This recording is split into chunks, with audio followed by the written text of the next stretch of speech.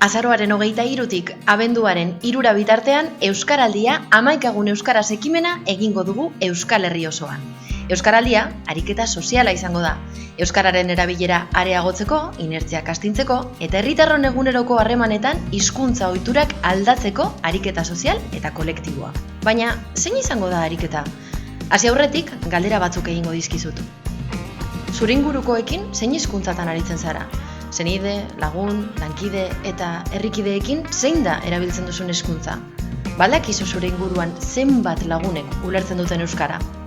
Uste duzuna baino jende gehiagorekin egin dezakezu euskaraz. Noiz egingo da Euskaraldia? Azaroaren 23tik abenduaren 3ra 11 egunez euskaraz egingo dugu. Non egingo da Euskaraldia? Euskaraldia Euskal Herri osoan egingo da. Eta parte hartzaile bakoitzak bere eguneroko bizitzako eremu guztietan 11 egunez euskaraz egiteko aukera izango du. Etxean, lanean, eskolan, kalean, lagun artean, aisialdian.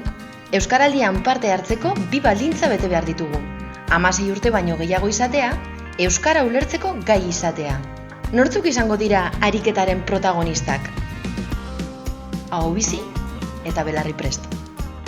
Ni ahobizi izanen naiz. 11 egunetan euskara ulertzen duten guztiei euskaraz eginen diet, edo non eta edo noiz. Ahobizi edo belarriprest ikurra daramaten guztiekin euskaraz arituko naiz. Ikurrik eramaten ez badute ere euskara ulertzen duten guztiekin euskaraz eginen dut. Batzuetan ez dut jakingo parean dudanak euskara ulertzen duen. Ezagutzen ez ditudan guztiei ere euskaraz eginen diet lehen hitza. Gerta daiteke solaskideak euskaraz zein erdaraz erantzutea. Berdin dio, ulertzen baldin badu euskaraz eginen diot. 11 egunetan ahobizi ikurra eramango dut gainean. Ni belarriprest izango naiz. 11 egunetan nirekin euskaraz hitz egitera gonbidatuko ditut mintzakideak. Elkarrizketaren edo egoeraren arabera, nik euskaraz edo erderaz erantzungo dut, baina niri beti euskaraz hitz egiteko eskatuko diet ingurukoi. Euskaraz ulertzen dut eta. Nik ere 11 egunetan belarriprest ikurra eramango dut soinean. Orduan, ahobizi edo belarriprest izatea ez dago hizkuntza gaitasunari lotuta.